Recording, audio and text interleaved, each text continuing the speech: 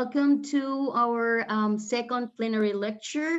We're really happy and thrilled to hear our colleague, María Manzanas. It is a great pleasure to introduce her.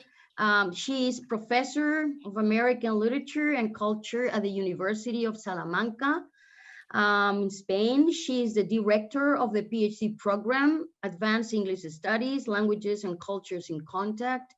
She has also served as Associate Dean for International Relations at the Faculty of Philology and was on the SAAS board from 2003 to 2009. And the list of her publications is just impressive, but I'm going to mention here, I think, the most important ones. She's the co-author of Hospitality in American Literature and Culture, Borders, Spaces, and Bodies, published in Routledge 2017. Another monograph, Occupying Space in American Literature and Culture, Social Movements, Occupation and Empowerment, published again in Routledge 2014. Another monograph, Cities, Borders, and Spaces and Intercultural American Literature and Film, Routledge 2011. Uncertain Mirrors, Magical Realism in U.S. Ethnic Literatures, in Rodopi, 2009. And finally, Intercultural Mediations, Mimesis and Hybridity in American Literature, published in Lit Verlag, 2003. She has edited and co-edited collections of essays such as Literature and Ethnicity in the Cultural Borderlands, Rodopi, 2002, and Border Transits, Literature and Culture Across the Line, Rodopi 2007. Her articles also have appeared in journals, very prestigious journals such as Journal of Modern Literature, South Atlantic Quarterly, and Canadian Literature. Her book chapters have also been published by Cambridge UP, Oxford UP, Brill, Peter Lang, among others. Finally, this is just a summary of her culture. She has received several national recognitions, such as the Javier Coy Award, SAAS, our society, and the Enrique García Diez Award in IDEAN. With Jesus Benito Sanchez, she is a general editor of the Brill series entitled Critical Approaches to Ethnic American Literature. As I said before, it is a real pleasure to have María Manzanas lecturing today. The title of her lecture is Here Be the Dragons, Remapping the Insight in Contemporary American Literature and Culture. The floor is yours. But first, please, your microphone should be kept in the mute mode. This is very important. Thank you. Thank you, Lali, and good morning, everyone. It's a great morning here in Salamanca, blue skies, it's crisp, and I hope we're all in a good springy mood. So thank you for your kindness and generosity in your introduction, and thanks for extending this invitation that is so important to me and my career. These are not easy months by any means, and really having something to look forward to and kind of tie us over during these months until we get that vaccine that can give us hopefully some peace of mind, feels really good. So this is the hardest talk for me. The topic of my talk shakes me deeply as a reader, as a critic, as a mother, as a wife, and as a human being. And also because of the audience. It's very rare to have in the audience this amazing gathering of colleagues and friends I have so much admiration for, I care so much about, and I'm so grateful to. All those prepositions don't really come close to expressing what SAAS means for me.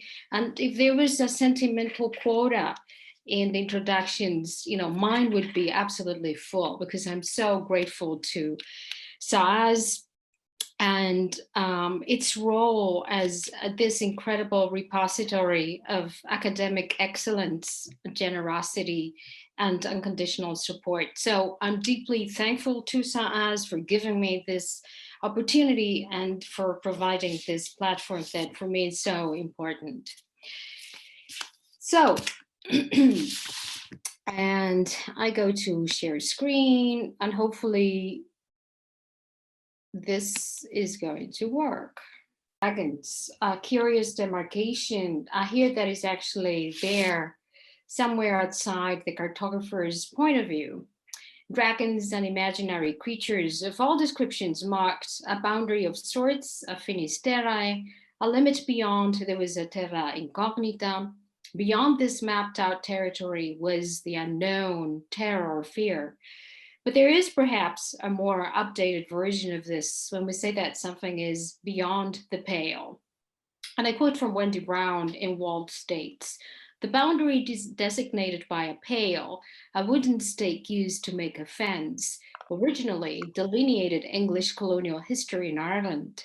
Tellingly, this colonial territory itself came to be called the Pale.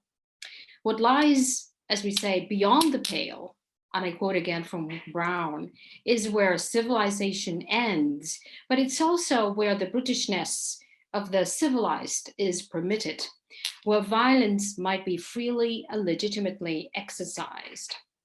And I'll come back to this, I promise. So dragons spread aplenty across maps of every description, with a vast array of sea monsters, as you can see in the slide, creatures of all descriptions, but only one globe, just one, contains those famous words, that expression, "Ik sunt draconis" in South Asia.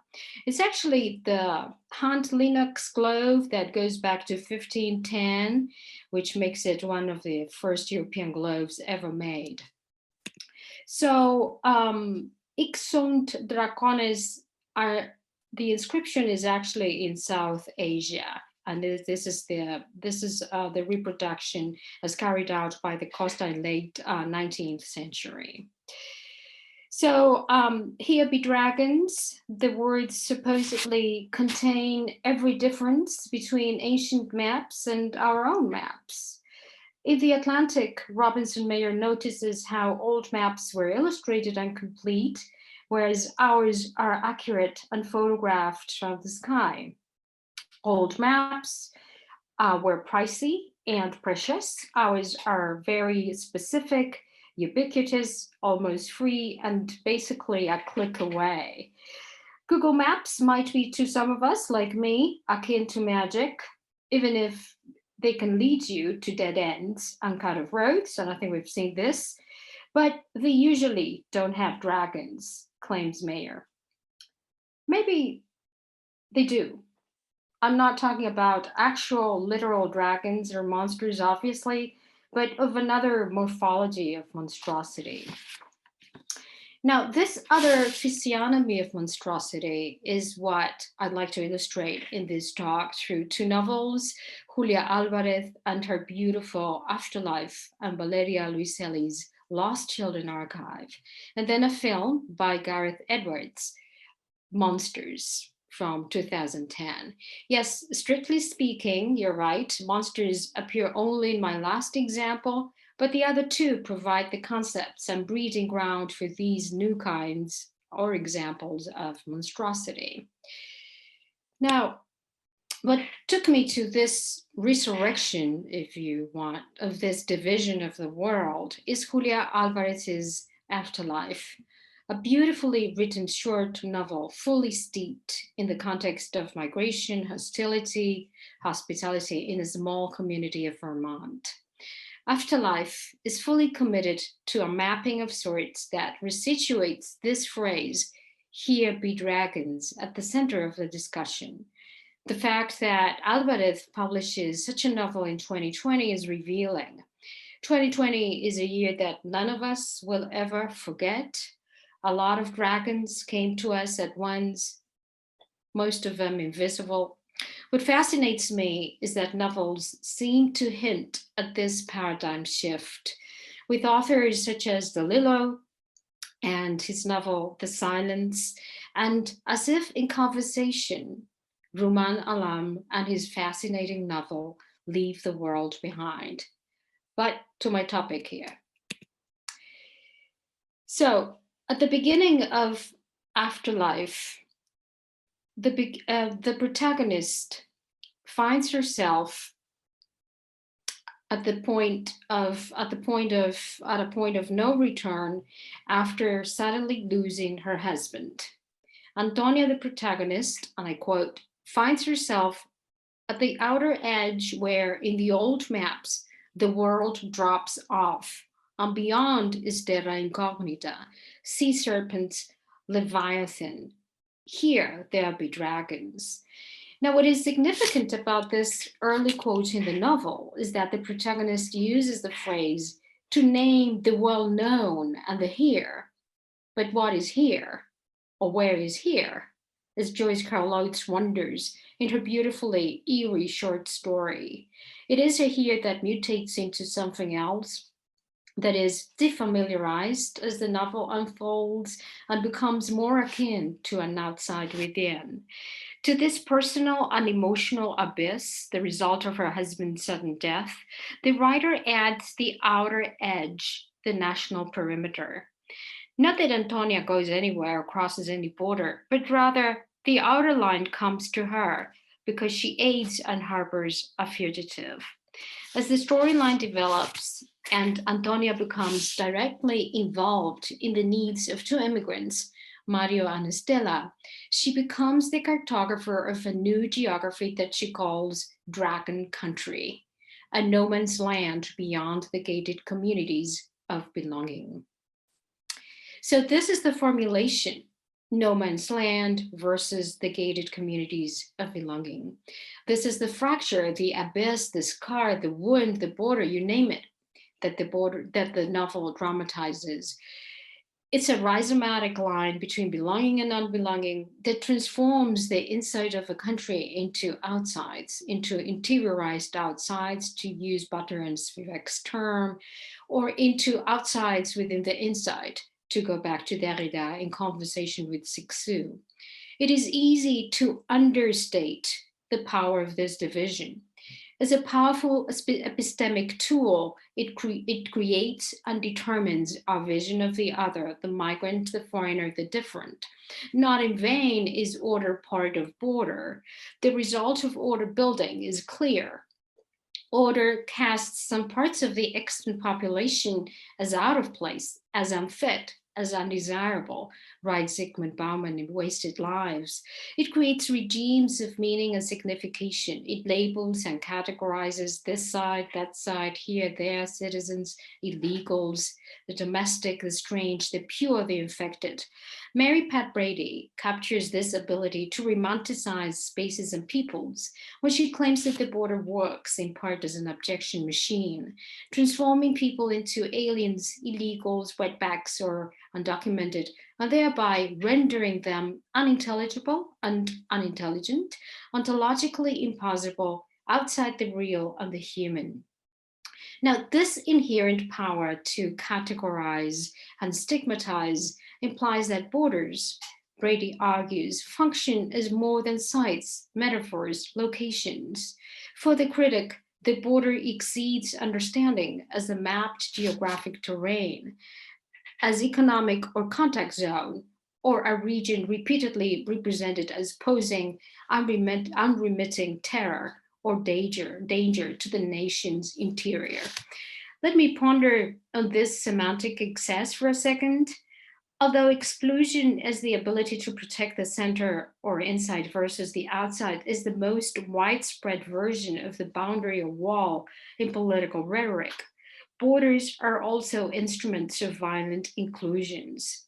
And I quote from Zadra and Nelson, we claim that borders are equally devices of inclusion that select and filter people and different forms of circulation in ways no less violent than those deployed in exclusionary measures.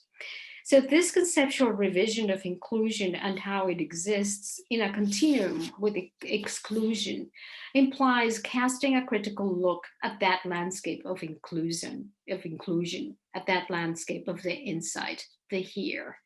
So we have the conceptual ingredients of Dragon Country and the violence of inclusion. So Dragon Country in Vermont, that looks kind of strange. The state of Bernie Sanders and those beautifully hand-knitted mittens. Well, yes, Dragon Country in Vermont. It is no longer who is inside and who is outside the country, who is included and who is excluded. It is more who is within those gated communities of belonging, that is, who belongs and who does not. Dragon Country stands as a powerful conceptual reversal that brings exclusion within. Dragon Country reflects the realities of social bordering and the casual practices of invisibility beyond those gates of belonging. This is indeed an other country within the country and outside within the inside. Dragon Country. Its citizens or denizens are migrant workers, not parasites, that are cast out when they're no longer needed or when ice lurks too closely. What alleviates the situation is what Galarza called asistencia in Barrio Boy. Not charity or social welfare, he clarifies, but a helping hand given and received on trust. In afterlife, this new asistencia is facilitated by Antonia, the protagonist, a former immigrant herself, that mediates between both worlds, between Dragon Country and those gated communities of belonging. As a facilitator, she alleviates the underlying law, the backbone of the country, what I call the law of firstness, a principle that surfaces in the novel with the recurrent, and I quote, "We live in America, where you put on your oxygen mask first." The law of firstness mediates the encounter with the other in afterlife. The law of firstness, so easy to remember, so catchy, so familiar. Some of you in the audience of a certain age may remember when La Primera cadena of Spanish TV would promote itself by saying, "La primera, porque lo tuyo es lo primero." If firstness is the law of the land, the question is what to do when and if those denizens of Dragon Country do not stay put and crawl ashore. That is, what to do when they come to your door and interpolate you. No matter how much Antonia wants to ward them off, constructing the firewall that others must have built as part of their healthy emotional operating system, she gets sucked in all the same. Now, the first contact with Dragon Country comes when Antonia's neighbor, Roger, sends one of his undocumented workers, Mario, to clear the gutters. Mario does that, but also asks for a favor from La Doña to help him call his girlfriend, who is in transit. In spite of her reluctance to get involved, and the careful semantic digressions that accompany her answers to Mario's words of gratitude, Antonia sees Mario not only as a worker, but as a human being with affective needs. She simply cares for him. Care is relational, and this relationality goes against that law of firstness. For the Fausse country, Berger Amour writes in Seventh Man, and I quote, "It is not men who immigrate, but machine minders, sweepers, diggers, cement fixers, cleaners, drillers. This is the significance of temporary migration. To re-become a man, husband, father, citizen, patriot, a migrant has to return home, and you have to excuse the non-inclusive language." Berger and Moore's words emphasize the separation between the work and the human, as if they were easily separable. It is a convenient split that always benefits the host country. From this perspective, migrant workers are immortal because continually interchangeable, Berger and Moore claim. In the novel, this exchangeable quality is manifest in the way Roger deals with his immigrant workers. Last time there were rumors of raids in Vermont, Roger dismissed his workers. Mario and Jose are just recent hires. Antonia has no idea what happened to their predecessors. Did they go to Canada? Maybe back to Mexico? Nobody knows. Situated in this perpetual present, Verge and Moore argue that migrants are not born or brought up. Apparently, they do not age or get tired. In a way, they do not die.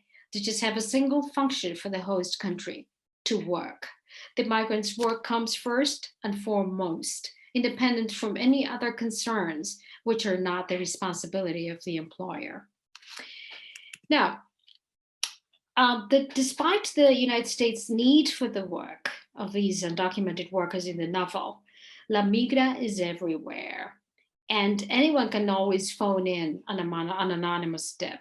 This is the context that explains Antonia's reaction when, in this scene one, Mario is still at work, but she sees the sheriff's car driving down the road towards her house. She runs to the back of the house and calls out, "Ven, ven, rápido, la migra." The fear of ICE runs through the novel and illustrates how the tensions associated with the outer perimeter reverberate within. One may be inside the country, but will always inhabit and interiorized outside, a changing and moving borderlands that will accompany the migrant wherever he or she is. But fear is contagious and immediately hits Antonia that she is actually harboring a fugitive, a criminal offense that is punishable by a fine or imprisonment. Antonia has the first intimations of what being vulnerable is really like. Significantly, she's drawn to an uncertain terrain where she's also suspect and may be the target of a country that turns against its own citizens as if in an autoimmune response. This is the first intimation that the line that demarcates terra cognita versus terra incognita can shift and does not stay put. The collapse of all that is known can happen here, and a knock on the door brings on chaos, confusion, and fear. Here, not there, be dragons. This time, it was a false alarm, and Antonia calms down Mario with the reassurance of where they are. Tranquilo, tranquilo, estamos en Vermont. Here, there will be no torture of prisoners. He stirs back, unconvinced. The whole world is crazy. Now, this reassurance of place leaves Mario doubtful. His being inside the country does not assure any of the protections of the state. The more the United States barricades itself visually and theatrically from the other side, as Wendy Brown has eloquently illustrated, the more the United States stresses the psychological and ideological boundary between them and us, friend and enemy, the more similar it actually becomes to those very countries it seeks to distinguish itself from. And the closer it comes to those countries where there is torture of prisoners. The word torture looms eerily on the premises of freedom. The United States, as the land of freedom, feels strangely remote, making promises that will never keep. Mario's lack of conviction casts doubts on the awareness of the United States and what it stands for. Now, scene 2 and echoes of the word torture. These echoes return at the end of the novel when Antonia is driving the new family, Mario, his girlfriend, Stella, and her baby, to Boston so that they can continue to the airport, return to Mexico, and start a new life. It is the September 11th anniversary, and the child separation policy is on NPR. At the border, mothers and fathers seeking asylum are being turned away. Or if they are lucky enough to cross, unluckily, their children are then taken away. Although the separation of the families looms on the distant horizon of the country's borderlands, it appears all too subtly when Antonia is pulled over by a state trooper, confirming that objects in the rearview mirror are supposed to be closer than they appear. Although it is a speeding infraction, it is an incredibly tense moment. For Stella has been listening to the news bulletins about the child separation policy and la crueldad de la frontera. Antonia reassured Stella with a no va a pasar, and that seems to be the case. The officer returns to tell her everything checked out, but the tension peaks when the young officer peers inside and asks about her passengers. With a, "What about your passengers?" Antonia explains that they're going back to Mexico. But then the officer requires identification. Mario has his passport, but no US visa stamped on it. Stella has no passport, just a consular ID and the receipt for the application of a passport. It is a moment of suspension that brings the borderlands within. The checkpoint on the margins come to the center and immediately re-semanticizes the passengers as undocumented. The pitting of this side, that side, illegal, legal, becomes too present, bringing the limit to the car, distinguishing, selecting, and separating inside versus outside, those who belong from those who do not. Unsurprisingly, Estela and the reader narrativize the scene as a border encounter away from the geopolitical perimeter.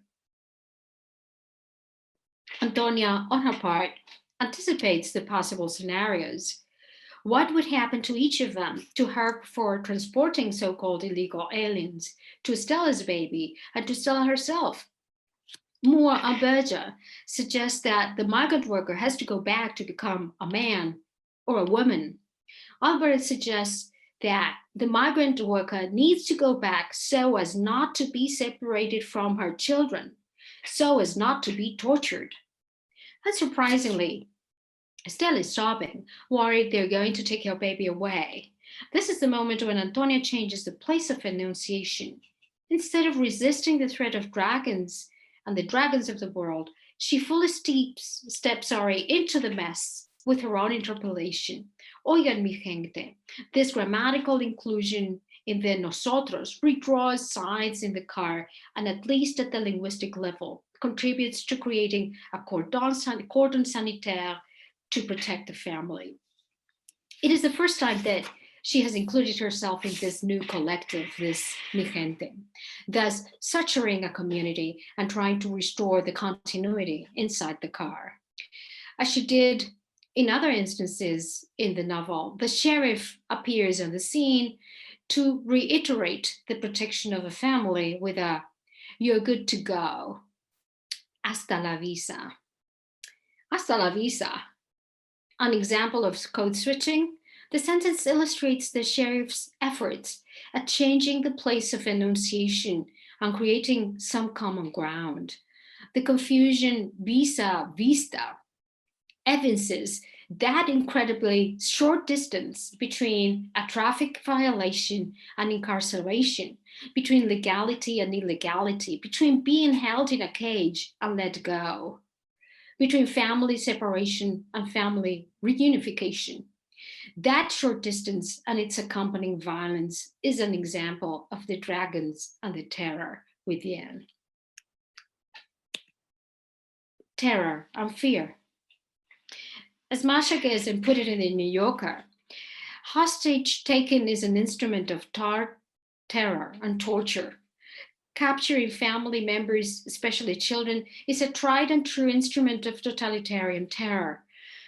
What does this child separation policy, just to give it a name, although the word policy doesn't seem to cover the extent of it all. So what does this policy say about the United States, its history, and about the specters of the past that seem to haunt the present? In The Atlantic, Adam Server wrote that the children being separated from their families and the parents being detained as they pick up their children from school, attend church, or go to work bring uncomfortable echoes of a country's past that are difficult to ignore. This is the intentional cruelty inflicted on the innocent and the systematic and beyond cynical denial of that cruelty. The insistence that those targeted by law enforcement are less human than those implementing the law. Etienne Balibar has argued that the colonial heritage has structured the ways immigrants are being introduced into contemporary post-metropolises. Maybe we can say that the US internal colonialism is currently structuring the way it deals with its migrants, the migrants that knock on its borders. Immigration management reproduces previous encounters and modes of dealing with contingents that are deemed deficient and in need of development and civilization.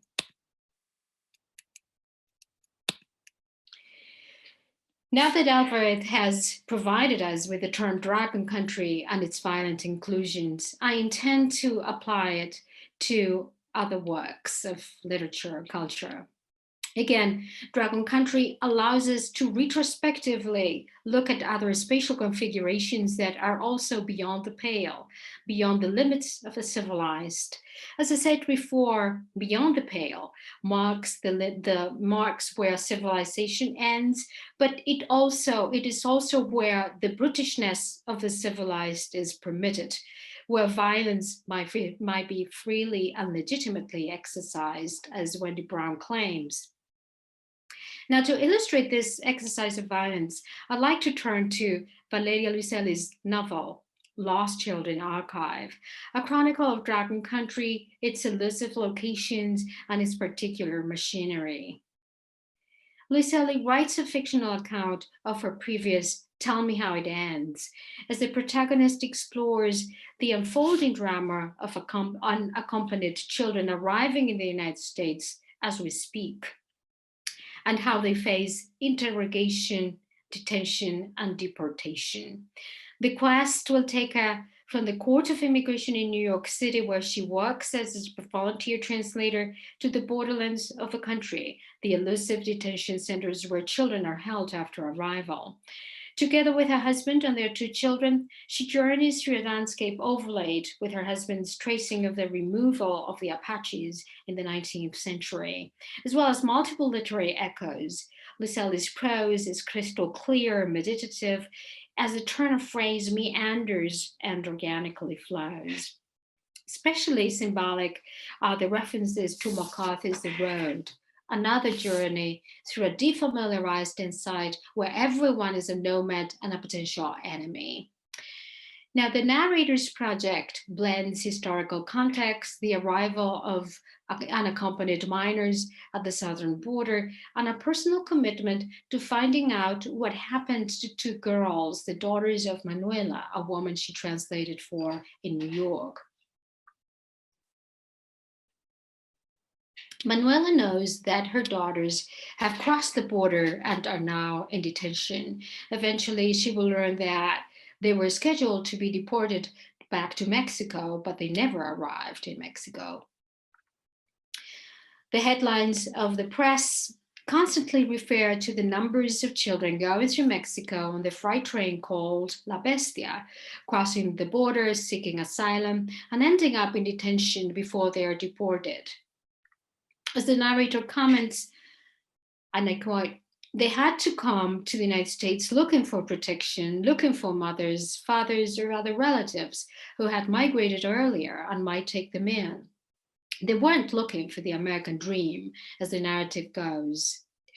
After harrowing experiences of traveling always without their fathers, without their mothers, without their suitcases, without passports, always without maps, those who survive and finally arrive, and I quote, "are placed in limbo, are told to wait. Isolated from everything and everyone else, the children give new meaning to Foucault's concept of docile bodies."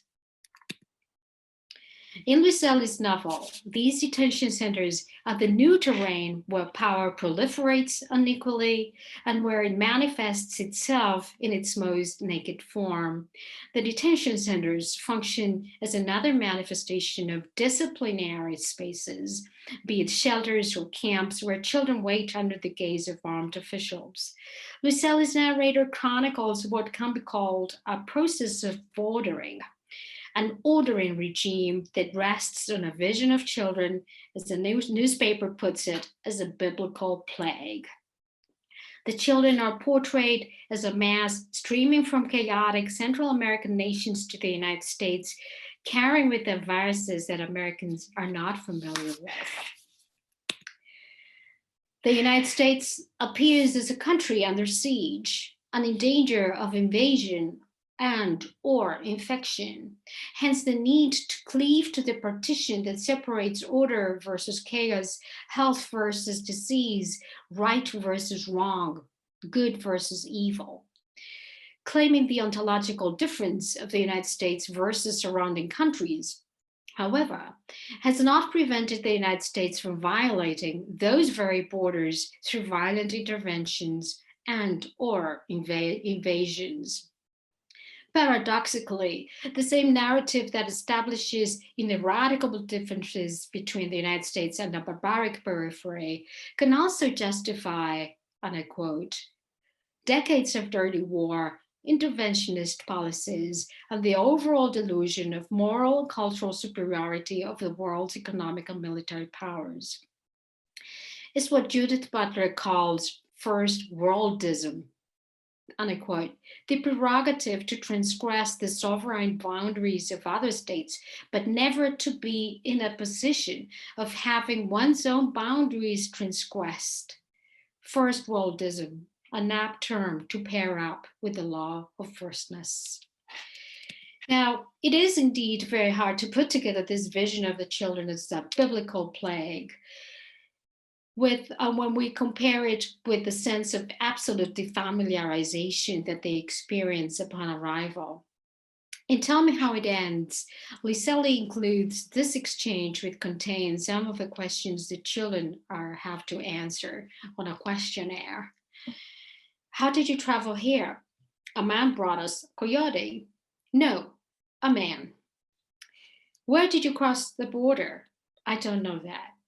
Texas, Arizona? Yes, Texas, Arizona. Now, these elusive camps in the midst of the country, or this spatial continuum of Texas, Arizona, stand side by side in Liselli's novel with other places, such as a building in New York that bears the sign Passport Agency. In fact, it is also a place where people without a passport are being held, a detention center where immigration and customs enforcement agents lock people away after detaining them on the streets or raiding their homes at night. Some were later deported back to their home countries. Many are pipelined to federal prisons where they are subjected to 16-hour workdays for which they earn less than $3. And many of them simply disappeared. The disappeared, like torture in Albert's novel, rings eerily familiar, yet totally displaced in the city. People do not disappear in New York, in the United States at large, or in Canada. As Kathleen, a character in Danny Turner Hospital's Borderline, assures the narrator, and I quote, things happen in Latin America that couldn't happen anywhere else. As Borderline and Liselli's works show, however, the things that happen in Latin America have a way of happening anywhere, even within the United States and Canada. The outside is therefore brought within in an uncanny fashion. In this grating between and among worlds, these borderlands approximate the alien at the same time that they alienate the familiar. These are the instances when the US and Canada feel strangely remote, embodying promises of safety and asylum neither country might be able to keep. But I did promise to show some real monsters. The topography of monstrosity, especially in Mandeville's travels and in Shakespeare's Othello, has always fascinated me. And I have actually included an image of the kind of octopus-looking monster that we're going to find in my next example. Gareth Edwards' 2010 film Monsters, and how it adds to this genealogy of monstrosity. The film begins with some background information. 6 years ago, NASA discovered the alien life in the solar system. A space probe was launched to collect some samples, but it was a disaster. The probe broke up during re-entry over Mexico, and new forms of life or creature outbreaks began to appear. As a consequence, half of Mexico became quarantined and is what is commonly known in the film as the infected zone. The US and military and Mexican military carry out airstrikes in these infected zones and drop chemical weapons in order to eradicate the creatures. Now, with this info in mind, the film fast forwards to the present as shaky video footage shows a US convoy. Someone is humming Wagner's Ride of the Valkyries. It's a musical link that immediately links the film to the opening of Francis Coppola's Apocalypse Now. And in both films, there is this sense of a military excess and as well as the disposability of lives.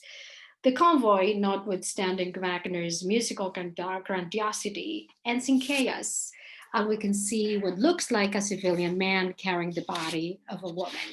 So monsters in the film start behaving like monsters. I think we're a little bit pressed for time. So I'm not going to show the video. I'm just going to finish in 2 minutes. So what the rest of the film does is actually to probe into this image of the monsters and interrogate monstrosity. The film, as I said, opens a remapping of the Mexican-American borderlands, which in Monsters is called the infected zone. It's an area populated by aliens, not illegal aliens, but just aliens. Mexicans are presented as the collateral victims of the airstrikes and chemical weapons, yet they always remain generous, lively, and hospitable. And a key scene in the film takes the two protagonists to a vigil where we can see signs like detener los ataques, stop the attacks, and one that I'm particularly fond of. ¿Qué son los monstruos? No bombing. The question interpolates us as viewers and redirects the issue of monstrosity back to us. What, who, where are the monsters? That is the question that encapsulates this talk. That is the question that, for me, is the most important one. The monsters seem to be here, and does not limit itself to the creatures, these alien creatures. So, what do these three instances have in common? Dragon country, monster country, or simply Dragonia is not used to chatter out the unknown, the beyond the pale, but rather the well-known, not the there, but the here. It is, however, a here that is not entirely a here because it has become estranged and fully defamiliarized, a territory beyond the pale where the Britishness of so-called civilization, law and order is exercised. The three works contribute to the showing, to the mostrare, but also add a word of caution, a warning, some dose of monere, the two words that come into the etymology of the word monster. Monster, from Latin, monstrum, portent, or monster, from monstrare and monere. So this monstrare allows us a reconsideration of alleged and immovable on opposite pairs, such as inside-outside. Alvarez, Luiselli, Edwards, and many others take us to a place where all these narratives collapse, receive definitions such as dragons, monsters, alien, biblical plagues, among many other terms and conceptualizations are overhauled because they're no longer useful to interpret reality. The three works show and caution about ourselves, about the here, about the inside, the within the pale. We can only be attentive to their monere, to their warning, to the here be dragons. Thank you. Thank you so much. Thank you very much, Anna. A big applause for your wonderful reading of contemporary American culture, literature, politics, history, and of course, geography. Now we have, I think, 10 minutes for questions. I would like to open the floor to our participants, and please go ahead with your questions or remarks or observations. I mean, well, or in a written format. I mean, let me see if there's something on the, well, then I have just a question. I'm very much interested in the powerful image of the dragon that you really used wonderfully in your analysis. You say that dragons are monsters. They are monsters, but they are also fabulous beings, in Christian, Greek, Chinese cultures. They symbolize the ubiquitous, the unknown. They also symbolize the power of transformation and adaptation, because they move freely in the fire, in the air, in the water, in the earth. So could we also use that metaphor or that symbol to explain the transformation and the power of adaptation of American society and culture? I don't know, it just came to my mind, Anna. Yeah, honestly, I think these monsters, these dragons of the talk are pretty bad. Okay. They're just the bad guys, They're the bad guys. They're not guarding any treasure. They're not outside any cave. They're just terrible monsters, but of course it's not the monsters, it's the monstrous behavior that I'm dealing with, and the many layers, rhetorical layers of any other kind that politicians especially use in order to commit these crimes against humanity. That's what bothers me. That, and this belief that there are people, there are humans that are second rate, and that other people are just great, and because they have the power to submit other people to such humiliations. It's just a very powerful and it's something that drives me. It's something that I have a lot of trouble with, and not only in this context, but in general. So I think these guys are just bad, I doubt that there is any chance for their regeneration, but I hope there is a chance for the regeneration of American politics and regeneration of the way the Biden administration deals with the so-called crisis at the border. I just read that he sent Kamala Harris to the border. But again, I made a mistake and by using the word crisis, because the word crisis already conditions our thinking and, kind of channels our thinking when we envision the situation. So I think these two novels just do a great job at humanizing the other, humanizing whoever is on the other side. So that's the power of literature, that it allows us to envision people in all their potential, not as workers, not as migrants, just as refugees, just like, just as people with needs. And I love that both novels talk about care, how these characters, Antonia, as well as the protagonist of the Lost Children Archive, talk about care, a care that goes beyond that firstness stuff. I could use another word, but I'm going to refrain myself.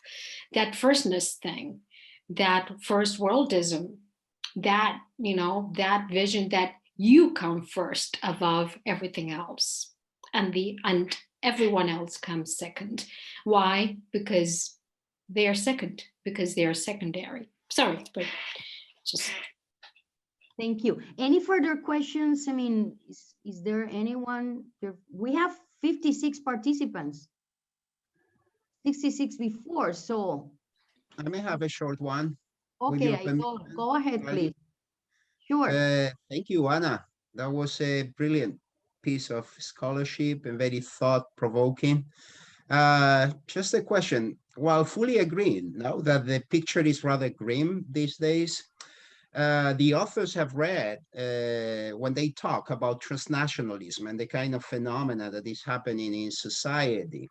And while I again agree that the monster is probably as you were picturing it today inside, or that's the way it is perceived, I think also we are seeing transformations in terms of intermarriage. I mean, we are seeing signs in a different direction where this diversity is creating other models of being, models of eating, models of.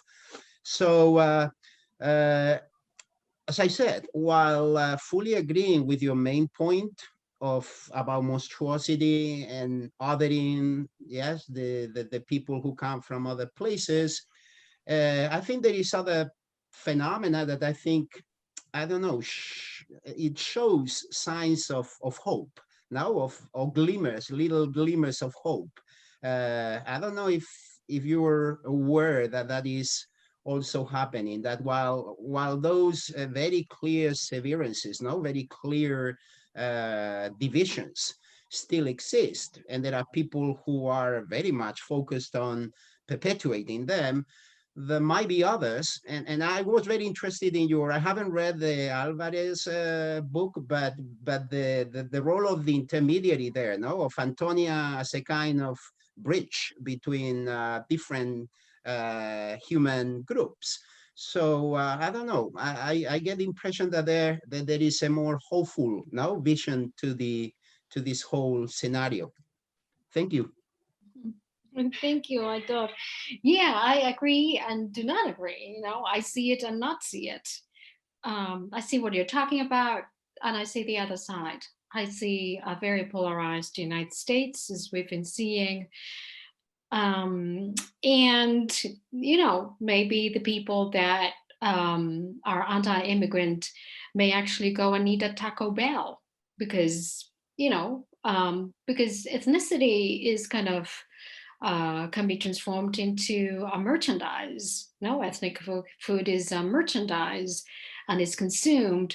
But I wonder if that actually seeps in. I wonder if that has actually the power to create an encounter with someone who is not like you.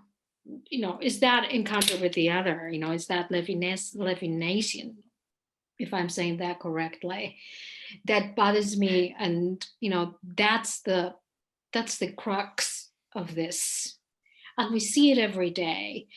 So yeah, there are layers, you know, that okay, there's an opening, but then, you know, but there's at the same time there is contraction. So I see both things.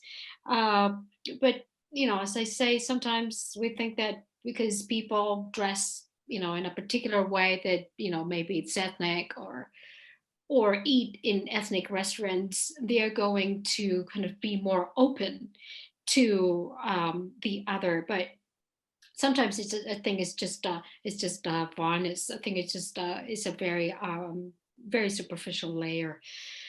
So I don't know. I see it and not see it at the same time, which is a very bad answer, but it's the only one I got. Thank you, Anna. Any further questions or anything you would like to say about Anna's brilliant analysis of contemporary American culture and history? Yes. Hello, Lali? Yes, yes, I'm here. Can you hear me? Good. Okay. This is Begoña. Go ahead. Hi. First of all, I wanted to congratulate Anna on this splendid, great talk. I haven't read the novels she analyzes, the same as I thought. I have mixed feelings about the situation right now. But my question goes in the direction of how far has the pandemic and this kind of going back to looking inside and this kind of homeward movement, how has that affected the way we see the dragons inside? So that would be the short question. Thank you, Anna.